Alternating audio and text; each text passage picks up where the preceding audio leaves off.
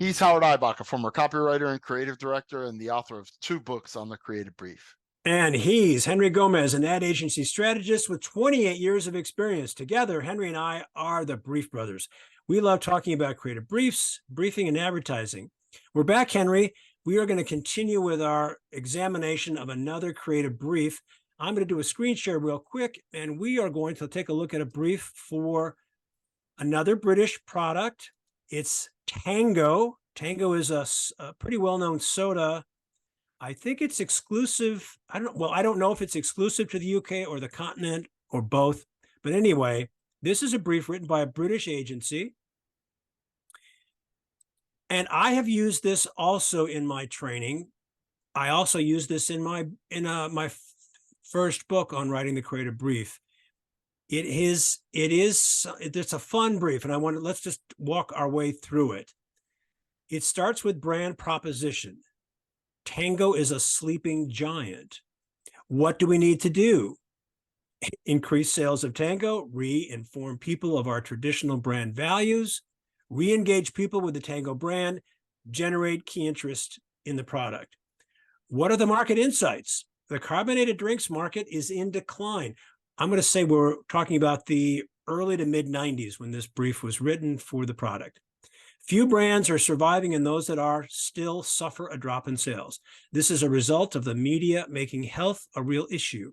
What was once seen as a passing fad is here to stay, and in order to stay afloat, brands need to address this health issue accordingly. Tango has always been a controversial brand. It stands out, makes a statement, stands for something. It has the potential to make a statement. Sadly, in recent years, this controversial stance has somewhat lessened. They have gone a bit soft with Tango Clear, and Tango as a brand has virtually fallen off the radar. We need to assert what we are in order to shake up the market and reclaim our prime position. What are the consumer insights? Stuck in an in-between state, teenagers associate themselves with the products and the brands they consume. They take on a brand's personality as a representation of their own. Therefore, if a brand has no personality, it's impossible for them, the teenagers, to feel an affiliation towards it. Tango is definitely a brand with a personality.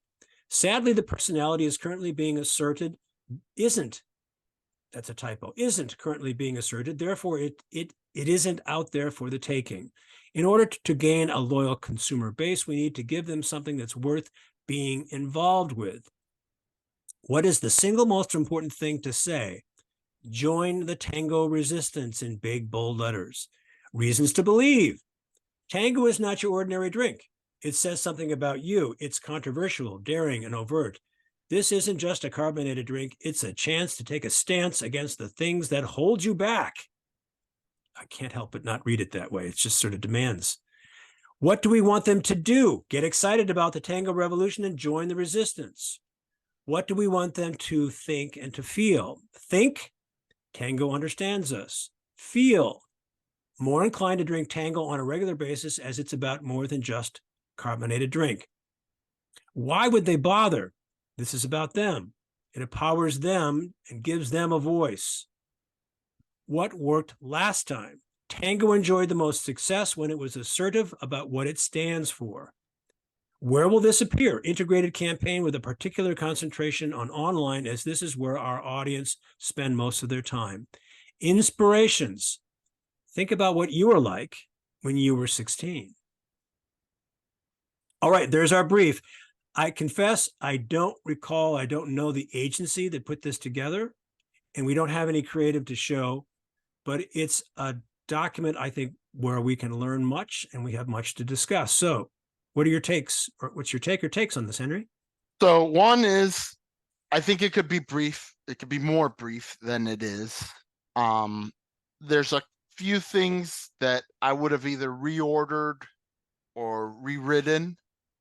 And there's some things here that just could go away, and it would be addition by subtraction. Like I started at the top, brand proposition. I don't really understand what they're trying to get at here. That's not a consumer-facing brand proposition, right? Like that's not addressed in this brief. That's not part of the brand. To me, it feels like that's what the opportunity is. It's almost like saying like, hey, this is, so that word Tango is a sleeping giant, that phrase could go somewhere else after, after we read this and we know what it says in the brief. We could take that line and put it somewhere else, and I'll say where in a second. Then, as you pointed out rightfully to me, and before we started recording, we've got 4 objectives here, which is way too many. The first one is a sales objective, which doesn't help the creatives. Reinform people of our traditional brand values. Reinform isn't that great. Re-engage people with the Tango brand. I think that's the one of these 4 that really is. This is what they needed to do. They're talking about a dying brand. They need to re-engage people. They need to have people be invested in this brand again. They have these kind of 2 sections where they talk about market insights and consumer insights. And my preference would have been the way that I write briefs. And again, there's no right or wrong answer. It's just the way that I do it. But I give like a context. And so I would have put the context up front, saying this, hey, this is what's happening in the market. This is what has happened with the brand. And then instead of a consumer insights section, have a good, this is a target description, right? Like this is more of a, who are we talking to? And then we could talk about the teens and that they're stuck in between. So like, I think it's a good target description. It's just, to me, mislabeled here. And then there's this paragraph that says Tango is definitely a brand. Now we've gone away from consumers and we're back to talking to Tango again. So that's why I feel like some of it is a little bit jumbled. And this kind of gets at something that I tell people when I'm teaching workshops on brief writing, is a lot of times when you write your brief, you'll have a lot of good stuff in there. It just might not be in the right bucket. And you gotta, as you revisit and edit, you say, you know what, here I'm talking about the brand again. Maybe this should go up in the market insights section rather than in the target section. So that editing process, that iterative process of taking out the stuff that ended up not being necessary and then making sure that the stuff that you leave in is in the right boxes, I think is important. Then we have single-minded proposition. I think this is really what I remember from your first book was, this was something you really liked, and I like it too. This is evocative, right? It's like, join the Tango resistance. And I laugh because I have a 1966 Dodge Polara, and I have some advertising from that. The Dodge in 1966 launched a campaign called "Join the Dodge Rebellion," and it had this campy, a very pretty model lady, and she was, it was supposed to be rebellion, but this is like Vietnam, so they didn't make it overtly militaristic. Like it was kind of like in this Disney World, Pirates of the Caribbean type of world. Like she's holding a cannonball with a big fuse on it, and like it was very campy. But this made me think of that. But I think here, obviously being a soft drink and being in the 90s, you have the opportunity to make it more about resistance. The one thing that I do think is a little bit lacking is really, they talk about the health issue with declining carbonated soft drinks, and that's certainly true, and that was the context. And so the question is, what are we going to do about it? And they mentioned that the brand had tried to do a clear product so that, get rid of the coloring, and that's one of the objections to carbonated soft drinks. But the big one is sugar. And it feels like they're intimating toward, let's take that head on, join the Tango resistance, but it kind of falls short of that. Like there's nothing really addressing, like, saying, hey, you know what, sometimes you just want to have a tango, and screw it, like we're all gonna die at some point. Like the one thing I can guarantee you is no one here gets out alive, right? So you might as well enjoy it. And take and being part of the resistance to me stands for some hedonistic pleasure now, at the expense maybe of something else. And you don't have to be that explicit in the work, but I would have liked to seen a little bit more of that, because that's really what you're rebelling against. You're rebelling against everybody that's doing what's good for them, but maybe that doesn't provide pleasure, or having a soft drink is like a simple pleasure that you can give yourself. So that's like me. Like analyzing it from a marketing standpoint, how I think they could have been more direct in like making the resistance part of it real. But overall, those are my. There's a line at the end here that I really love, which is, they have it under inspirations. I usually have thought starters or whatever. Is think about what you were like when you were 60. I think that's very evocative, right? Like we Yeah. all went through that rebellious phase where we didn't want to do what mom and dad wanted us to do. We didn't want to do what peer pressure was telling us to do, or what my older brother did. Like I wanted to be opposite of that. So um I really really like that line. Some astute observations, Henry, and I have to agree with everything you've said. I used to use this brief all the time in my training, and to keep me fresh, I would rotate briefs out so that I would have things to say about others. And I haven't come back to this one in a long time. Now I think I will bring it back, but for different reasons, because I see it differently now. And you've actually pointed out a couple of things. I would use this brief perhaps as an assignment to redo it. What would you do to make this a better brief? I might even say, cut it in half. Keep, Sharpen tell it. me, Take yeah, this brief and sharpen it. take this brief and sharpen it. And what would you cut? What would you keep? One of the handful of questions I get over and over from brief writing participants and people who are looking for help is, how do I know when I've got the right information, or have enough information, or if I don't have too much information? And one of the answers I give is, well, if you work with a partner, if you have someone working with you as a writing buddy, that will help you cut crap. Because I always used to refer to my art director partner when I was a working creative as my BS detector. My art director would always tell me if it's a thumbs up, thumbs down, or possibility. It's harder to do that all by yourself. So I would use that as this brief as a test to say, take this brief and cut it in half, or something like that. You're right. I think this would be a great exercise, because I think there's elements in this brief that it could be a really sharp brief. It Yeah, could be, you could yeah, make this into a stiletto. exactly. But it does need to go on the grinding stone for a little bit, and some of the fat needs to be cut out of it, and it could be reworked. It But doesn't feel it doesn't feel like a final draft. It feels like a maybe second or third draft. It could be go another round.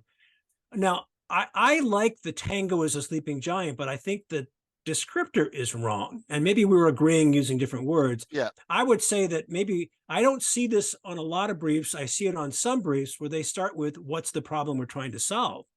And that if I use that question, it might be, we need to wake up Tango because it's a sleeping giant. yeah. And you see that with the objective to re-engage people, and the fact that it's been this controversial brand that's, later on in one of the insights of the market, Tango is a brand that's virtually fallen off the radar. So it's one of those brands that the parent company has not given enough attention to. And that has been lost because I think the brief, as you pointed out, is a little lost within its wordiness. It's a little too much going on. You need to cut the fat to get to the heart of the matter. There are lots of pieces to this that I think are really sharp, and that would shine more if we did some serious editing. So just off the top of my head, if on that part where it says market insights, where it says they've gone a bit soft with Tango Clear, and Tango as a brand has virtually fallen off the radar. Tango is a sleeping giant. We need to assert what we are in order to shake up the market and reclaim our prime position. It perfectly fits right there. Right there. Right? Like you're still conveying the information, but brand proposition to me would be like, this is what the brand stands for. And Tango is the sleeping giant is not what the brand stands for. No, no. So this needs a little finessing, some massage, and 20 years later, we're seeing this differently.